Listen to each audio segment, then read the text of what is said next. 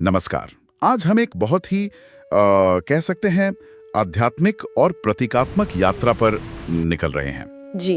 हम देवी सती की कहानी, उनके आत्म बलिदान और फिर उससे उभरी माँ दुर्गा के 9 दिव्य स्वरूपों मतलब नवदुर्गा के पीछे छिपे गहरे अर्थों को समझने की कोशिश करेंगे। बिल्कुल। हमारे पास सती, नवदुर्गा और सिद्धि का मार्ग शीर्षक वाले स्रोत से कुछ अहम अंश हैं जो हमारी इस बातचीत का आधार बनेंगे। देखिए, हमारा इरादा सिर्फ कहानी दोहराना नहीं है। सही बात है। हम इन कथाओं में छुपी हुई वो जो आध्यात्मिक यात्रा है, शक्ति के अलग अलग पहलू और आज के जीवन में उनकी क्या प्रासंगिकता हो सकती है, उसे खंगालना चाहते हैं। तो चलिए शुरू करते हैं। बिल्कुल सही कहा। ये कथाएं महज पुरानी घटनाओं का लेखा जोखा नहीं है। ये असल में तो आत्मखोज, दृढ़ निश्चय, तपस्या, साहस और अंत में वो जो आध्यात्मिक पूर्णता है जिसे सिद्धि कहते हैं, उसे पाने के रास्ते का एक नक्शा है। अच्छा, और स्रोत इसी नक्शे को समझने में हमारी मदद करता है। तो यात्रा शुरू होती है प्रजापति दक्ष की पुत्री सती के जन्म से। प्रजापति दक्ष मतलब सृष्टि के शुरुआती प्रशासकों में से एक। जी हाँ। उनकी ये बेटी सती बचपन से ही असाधारण बताई जाती हैं, साहसी, धर्म में रुचि रखने वाली और तपस्विनी। और उनका मन पूरी तरह भगवान शिव की भक्ति में रमा हुआ था। हाँ, और यहाँ एक दिलचस्प मोड़ आता है जब विवाह की बात चलती है। स्रोत बताते हैं कि दक्ष वो सांसारिक और शायद राजनीतिक नजरिए से शिवजी को अपनी बेटी के लिए सही वर नहीं मानते थे। मतलब वो शिव का जो अक्खड़ औगड़ स्वरूप था। हाँ, उनकी वो शमशानवासी छवि, वो दक्ष के राजसी वैभव और सामाजिक प्रतिष्ठा के जो मानक थे, उनसे बिल्कुल मेल नहीं खाती थी। लेकिन सती की भक्ति वो तो अडिग थी। उन्होंने कठोर तपस्या की। स्रोत में जैसा वर्णन है, मतलब अन्न जल ग्रहण किए बिना सिर्फ शिव का ध्यान करते हुए। जी बिल्कुल। और आखिरकार उनकी इसी अटूट भक्ति और धैर्य ने शिवजी को प्रसन्न किया और उन्होंने सती को पत्नी रूप में स्वीकार किया। उनका विवाह तो जैसे प्रेम, समर्पण और भक्ति की एक मिसाल बन गया। मगर कहानी में शांति ज्यादा देर नहीं टिकती। कुछ समय बाद दक्ष ने एक बहुत बड़े यज्ञ का आयोजन किया। और ये कोई छोटा मोटा यज्ञ नहीं था, ये तो उनकी शक्ति और प्रतिष्ठा का एक भव्य प्रदर्शन था। बिल्कुल। और इस बड़े आयोजन में उन्होंने सभी देवताओं, ऋषियों, गणमान्य लोगों को बुलाया, लेकिन जानबूझकर शिव और सती को निमंत्रण नहीं भेजा। हाँ, ये कोई भूल नहीं थी। ये तो एक सोची समझी अपमान करने की कोशिश थी। शिव का अपमान करने का एक साफ संकेत। सती को जब ये पता चला तो उन्हें बहुत दुख हुआ।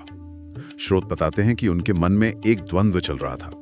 एक तरफ पिता का घर, दूसरी तरफ पति का अपमान। हाँ, उन्होंने सोचा कि शायद पिता का मन बदल गया हो या कोई भूल हो गई हो। इसी उम्मीद में और शिव के लिए अपने प्रेम के कारण वो बिना बुलाए ही यज्ञ स्थल पर पहुंच गई। लेकिन वहां पहुंचकर उनका भ्रम टूट गया। दक्ष ने न सिर्फ अपनी बेटी सती की अनदेखी की, जी। बल्कि भरी सभा में सबके सामने भगवान शिव के लिए अपमानजनक शब्द कहे। जी। स्रोत उस दृश्य का बड़ा मार्मिक वर्णन करते हैं, कैसे दक्ष ने शिव के रहन सहन, उनके गणों का मजाक उड़ाया। पति का ये अपमान सती के लिए असहनीय था। उनका दिल दुख, क्रोध और ग्लानि से भर गया। उन्होंने महसूस किया कि जिस शरीर का संबंध ऐसे पिता से है जिसने उनके पति का अपमान किया, वो शरीर अब पवित्र नहीं रहा। बिल्कुल। उन्होंने उसी यज्ञ अग्नि के सामने खड़े होकर घोषणा की, पिता के घर में पति का अपमान सहने से अच्छा है मैं इस देह को ही त्याग दूं। मैं अपनी इस दक्ष पुत्री देह को इसी अग्नि को समर्पित करती हूँ। और उन्होंने योग अग्नि से अपने शरीर को भस्म कर लिया। ये आत्मदाह की घटना कोई साधारण घटना नहीं थी। इसने तो जैसे पूरे ब्रह्मांड में हाहाकार मचा दिया। शिवजी को जब ये पता चला तो उनका क्रोध और दुख विनाशकारी हो उठा। हाँ, वो सती के निष्प्राण शरीर को लेकर तांडव करते हुए ब्रह्मांड में घूमने लगे। उनका वो शोक सृष्टि के लिए ही खतरा बन गया। तब जैसा कि स्रोत बताते हैं, सृष्टि को बचाने के लिए भगवान विष्णु ने अपने सुदर्शन चक्र का प्रयोग किया। चक्र के प्रहार से सती के शरीर के अंग अलग अलग जगहों पर गिरे। अच्छा। कहते हैं कि ये अंग 51 स्थानों पर गिरे और वो स्थान आज पवित्र शक्तिपीठों के रूप में पूजे जाते हैं। हर शक्तिपीठ देवी की एक विशेष शक्ति का केंद्र बन गया। तो सती का अंत असल में शक्ति के विकेंद्रीकरण और पुनर्जागरण की शुरुआत थी। बिल्कुल सही। यहीं से देवी के अलग अलग रूपों में प्रकट होने की भूमिका बनी। उनका पुनर्जन्म हुआ पर्वतराज हिमालय की पुत्री पार्वती के रूप में। जी। पार्वती ने फिर से कठोर तपस्या करके शिव को पति रूप में पाया, लेकिन इस बार का मिलन पहले से ज्यादा परिपक्व और संतुलित था। और इसी पूरी कथाधारा से नवरात्रि में पूजी जाने वाली नव दुर्गा की अवधारणा जुड़ी है। हाँ, ये सिर्फ 9 देवियां नहीं, बल्कि एक पूरी आध्यात्मिक यात्रा है। सही। नव दुर्गा का जो क्रम है वो पार्वती के जीवन और उनकी साधना के अलग-अलग चरणों को दिखाता है। ये साधक को धीरे धीरे, मतलब कदम दर कदम, साधारण अवस्था से उठाकर आध्यात्मिक शिखर यानी सिद्धि तक ले जाने का मार्ग है। हर रूप एक विशेष गुण, एक चुनौती पर विजय और एक नई शक्ति का प्रतीक है ना? बिल्कुल, हर रूप का अपना महत्व है, अपना संदेश है। तो चलिए इस यात्रा के पहले पड़ाव से शुरू करते हैं। शैलपुत्री, पर्वतराज हिमालय की पुत्री। जैसा नाम से ही पता चलता है, शैल यानी पत्थर या पर्वत। हाँ, ये देवी का सबसे प्रारंभिक, स्वाभाविक और दृढ़ स्वरूप है। सौम्य, शांत, लेकिन अपनी जगह पर अडिग, बिल्कुल पर्वत की तरह। इनका वाहन बैल, नंदी है, जो स्थिरता और धर्म का प्रतीक है, और हाथों में त्रिशूल और कमल। स्रोत बताते हैं कि ये रूप पार्वती के जन्म और उनके शुरुआती जीवन से जुड़ा है। ये साधना के पहले चरण का प्रतीक है, स्थिरता, जड़ता और जमीन से जुड़ाव। अच्छा, जैसे किसी इमारत के लिए नींव जरूरी है। बिल्कुल, वैसे ही आध्यात्मिक यात्रा के लिए मन और चेतना में स्थिरता लाना पहला कदम है। शैलपुत्री हमें यही सिखाती हैं, संकल्प में दृढ़ता और अपनी जड़ों से जुड़े रहना। नवरात्रि का पहला दिन इसी आधारशिला को स्थापित करने का दिन माना जाता है। स्थिरता के बाद आता है तप और अनुशासन का चरण। तो दूसरा रूप है ब्रह्मचारिणी। जी, ये पार्वती का वो रूप है जब उन्होंने शिव को पाने के लिए हजारों वर्षों तक कठोर तपस्या की थी। स्रोत बताते हैं कि उन्होंने पहले सिर्फ फल फूल खाए, फिर पत्ते, और अंत में वो भी त्याग दिया। हाँ बिल्कुल, इनके एक हाथ में जपमाला और दूसरे में कमंडल होता है, तप और वैराग्य के साफ प्रतीक। ब्रह्मचारिणी का मतलब ही है ब्रह्म में आचरण करने वाली, यानी तपस्या में लीन रहने वाली। सही कहा, ये रूप त्याग, एकाग्रता, संयम और अटूट संकल्प शक्ति को दिखाता है। सांसारिक इच्छाओं और भटकाओं से मन को हटाकर पूरी तरह अपने लक्ष्य पर केंद्रित करना। स्रोत इसे इच्छा शक्ति और मानसिक अनुशासन की पराकाष्ठा के रूप में दिखाते हैं। तो नवरात्रि का दूसरा दिन साधक को यही प्रेरणा देता है, धैर्य, संयम और अपने आध्यात्मिक लक्ष्य के प्रति पूरा समर्पण। जी हाँ, तपस्या से शक्ति तो मिलती है, लेकिन उस शक्ति का संतुलित और साहसिक प्रयोग भी जरूरी है। तो तीसरा रूप है चंद्रघंटा। हाँ, इनके माथे पर घंटे के आकार का अर्धचंद्र होता है, इसीलिए नाम चंद्रघंटा पड़ा। इनका स्वरूप सोने जैसा चमकता हुआ है और ये सिंह पर सवार हैं।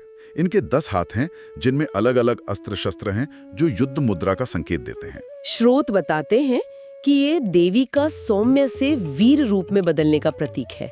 जब देवताओं पर संकट आया, असुरों का अत्याचार बढ़ा, तब शांतिपूर्ण तपस्या के बाद देवी ने ये उग्र लेकिन संतुलित रूप धारण किया। अच्छा, उग्र लेकिन संतुलित, ये कैसे? देखिए, माथे पर चंद्रमा शीतलता और शांति का प्रतीक है और घंटा ध्वनि और सजगता का।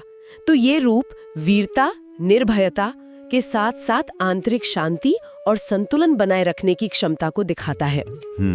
इनकी पूजा से भय से मुक्ति मिलती है और संकटों का सामना करने का साहस आता है। ये दिखाता है कि शक्ति का प्रयोग विनाश के लिए नहीं, बल्कि रक्षा और न्याय के लिए होना चाहिए। साहस और संतुलन के बाद आता है सृष्टि का पहलू। चौथा रूप है कुष्मांडा। ये नाम थोड़ा अलग है। कु मतलब छोटा, ऊष्म मतलब ऊर्जा या ताप, और अंडा मतलब ब्रह्मांडीय अंडा। हाँ, तो कूष्मांडा का अर्थ हुआ वो देवी जिनकी सूक्ष्म सी ऊर्जा या मुस्कान से ब्रह्मांड की उत्पत्ति हुई। कहते हैं कि जब चारों ओर सिर्फ अंधकार था, तब देवी ने हल्की सी मुस्कान से ही सृष्टि की रचना कर दी। बिल्कुल, स्रोत इन्हें आदि शक्ति या आदि स्वरूपा कहते हैं। ये देवी का सृजनकारी रूप है। जब ब्रह्मांड नहीं था, तब इन्होंने ही अपनी ऊर्जा से इसे रचा। इनका निवास सूर्य मंडल के भीतर माना जाता है। जी हाँ, जो इनकी असीम ऊर्जा और तेज का प्रतीक है। इनके 8 हाथ हैं, जिनमें कमंडल, धनुष बाण, कमल, अमृत कलश, चक्र, गदा वगैरह हैं। इनकी पूजा से जीवन में नई ऊर्जा, रचनात्मकता, स्वास्थ्य और समृद्धि आती है। ये रूप हमें याद दिलाता है कि हम सब उसी ब्रह्मांडीय ऊर्जा के अंश हैं और हमारे भीतर भी सृजन की अनंत संभावनाएं हैं। बिल्कुल सही। सृष्टि के बाद आता है पालन पोषण और वात्सल्य का भाव। 5वां रूप है स्कंद माता। जी। ये भगवान कार्तिकेय, जिन्हें स्कंद भी कहते हैं, उनकी माता हैं। कार्तिकेय देवताओं के सेनापति बने और उन्होंने तारकासुर जैसे असुरों का वध किया। स्कंद माता कमल के आसन पर विराजमान हैं और उनकी गोद में बाल रूप स्कंद बैठे होते हैं। स्वरूप बहुत ही वात्सल्यमयी और शांत है। ये देवी के मातृत्व पक्ष को उजागर करता है। स्रोत बताते हैं कि जब देवताओं को एक शक्तिशाली सेनापति की जरूरत पड़ी, तब पार्वती ने स्कंद को जन्म दिया और उनका पालन पोषण किया। स्कंद माता का रूप वात्सल्य, प्रेम, करुणा और संरक्षण का प्रतीक है। वो अपने पुत्र को धर्म की रक्षा के लिए तैयार करती हैं। हाँ, बिल्कुल। ये रूप दिखाता है कि माँ की शक्ति केवल कोमलता में नहीं, बल्कि अपने बच्चों को सही रास्ता दिखाने और उन्हें सक्षम बनाने में भी है। इनकी पूजा से संतान सुख, पारिवारिक कल्याण और समर्पण की भावना बढ़ती है। मातृत्व के बाद अब शक्ति का एक और उग्र रूप सामने आता है, अन्याय के विरुद्ध लड़ने वाली योद्धा। 6वां रूप है कात्यायनी। हाँ। इनका नाम महर्षि कात्यायन से जुड़ा है। स्रोत के मुताबिक जब महिषासुर का अत्याचार बहुत बढ़ गया था, तब त्रिदेवों ब्रह्मा, विष्णु, महेश के तेज से एक शक्तिपुंज प्रकट हुआ। जी। महर्षि कात्यायन ने सबसे पहले इनकी पूजा की, इसीलिए ये उनकी पुत्री कहलाई कात्यायनी। जी। और इन्होंने ही महिषासुर का वध किया था। हाँ, कात्यायनी देवी दुर्गा का सबसे प्रसिद्ध योद्धा स्वरूप मानी जाती है। ये रूप धर्म की स्थापना और अधर्म के विनाश के लिए प्रकट हुआ। सिंह पर सवार, 4 भुजाओं वाली देवी, हाथों में कमल, तलवार और अभय व वरद मुद्रा। ये स्वरूप तो वीरता और दृढ़ निश्चय की प्रेरणा देता है। बिल्कुल। स्रोत बताते हैं कि इनकी आराधना से साधक को आत्मबल, धर्म निष्ठा और जीवन की बड़ी से बड़ी मुश्किलों और शत्रुओं पर विजय पाने की शक्ति मिलती है। और हाँ, ऐसी भी मान्यता है कि इनकी पूजा से विवाह संबंधी बाधाएं दूर होती हैं। अच्छा। अन्याय पर विजय पाने के बाद अब समय आता है भीतर के अंधकार और भय को नष्ट करने का। 7वां रूप है कालरात्रि। जी। जैसा कि नाम से ही पता चल रहा है, काल यानी समय और मृत्यु, रात्रि यानी अंधकार। इनका स्वरूप तो अत्यंत भयंकर माना जाता है। हाँ, गहरे काले रंग का शरीर, बिखरे हुए बाल, गले में बिजली की तरह चमकती माला, 3 आंखें और सांसों से अग्नि की ज्वालाएं निकलती हुई। इनका वाहन गधा है। देखने में तो ये रूप काफी डरावना लगता है। हाँ, लगता है, लेकिन स्रोत इन्हें शुभंकरी भी कहते हैं, यानी शुभ करने वाली। ये रूप तब प्रकट हुआ जब रक्त बीज जैसे असुरों का संहार करना था, जिनका खून जमीन पर गिरते ही नए असुर पैदा हो जाते थे। अच्छा, तो कालरात्रि ने उनके रक्त को जमीन पर गिरने ही नहीं दिया? जी नहीं। ये रूप बाहरी दुश्मनों के साथ साथ हमारे भीतर के अंधकार, मतलब अज्ञान, भय, नकारात्मकता, बुरी आदतें, इन सब का नाश करने का प्रतीक है।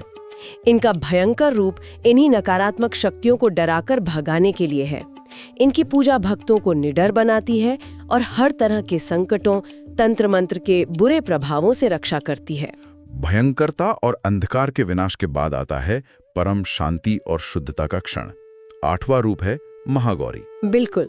इनका रंग एकदम गौर यानी सफेद है, जैसे शंख, चंद्रमा या कुंद का फूल। इनके कपड़े और गहने भी सफेद होते हैं। इनका वाहन बैल है और इनके 4 हाथ हैं, एक में त्रिशूल, एक अभय मुद्रा में, एक में डमरू और चौथा वरद मुद्रा में। स्वरूप बहुत ही शांत, सौम्य और पवित्र है। स्रोत बताते हैं कि ये पार्वती का वो स्वरूप है जो उन्हें कठोर तपस्या के बाद मिला था। तपस्या के कारण उनका शरीर काला पड़ गया था, फिर गंगा स्नान से उन्हें ये गौर वर्ण दोबारा मिला। अच्छा। जैसे कालरात्रि अंधकार मिटाती हैं, वैसे ही महागौरी उस अंधकार के हटने के बाद प्रकट होने वाले निर्मल प्रकाश का प्रतिनिधित्व करती हैं। इनकी पूजा से मन पवित्र होता है, पाप नष्ट होते हैं। हाँ, और जीवन में शांति, सुख, समृद्धि आती है। और अब हम यात्रा के अंतिम पड़ाव पर पहुंचते हैं, पूर्णता और सभी शक्तियों की प्राप्ति। नवी और अंतिम देवी हैं सिद्धिदात्री। जी। जैसा कि नाम से ही साफ है, सिद्धि यानी अलौकिक शक्तियां, पूर्णता, और दात्री यानी देने वाली। ये सभी प्रकार की सिद्धियों और निधियों को देने वाली देवी हैं। कमल पर विराजमान, 4 भुजाएं, हाथों में गदा, चक्र, शंख और कमल। स्रोत इन्हें सभी देवों, गंधर्वों, असुरों, यक्षों और मनुष्यों द्वारा पूजित बताते हैं। कहते हैं कि भगवान शिव ने भी इन्हीं की कृपा से सिद्धियां पाई थीं और उनका जो अर्धनारीश्वर स्वरूप है वो भी इन्हीं की देन है। तो ये देवी की यात्रा का चरम है। हाँ बिल्कुल, जहाँ तप, सृजन, पोषण, शुद्धि के बाद साधक या देवी स्वयं पूर्णता को प्राप्त करते हैं। नवरात्रि का समापन इनकी पूजा से होता है। भक्त इनसे लौकिक और पारलौकिक सभी तरह की कामनाओं की पूर्ति, आध्यात्मिक उन्नति, ज्ञान, विवेक और मोक्ष की प्राप्ति के लिए प्रार्थना करते हैं। ये परम चेतना और आत्म साक्षात्कार का प्रतीक है। तो अगर हम इस पूरी यात्रा को देखें, सती के आत्म बलिदान से लेकर पार्वती के रूप में पुनर्जन्म, फिर वो कठोर तपस्या और उसके बाद नवदुर्गा के ये 9 अलग-अलग रूप, इससे हमें क्या मुख्य शिक्षाएं मिलती हैं? स्रोत किन बातों पर जोर देते हैं? पहली और सबसे जरूरी बात जो स्रोत उजागर करते हैं वो है समर्पण और तपस्या का महत्व। सती पार्वती की कहानी दिखाती है कि परमात्मा या परम सत्य को पाने के लिए अटूट भक्ति, दृढ़ संकल्प और खुद को तपाने की प्रक्रिया से गुजरना ही पड़ता है। सती का आत्मदा कोई अंत नहीं था, बल्कि शक्ति के एक नए, ज्यादा परिपक्व रूप में पुनर्जन्म और विस्तार की शुरुआत थी, जिससे शक्तिपीठ बने।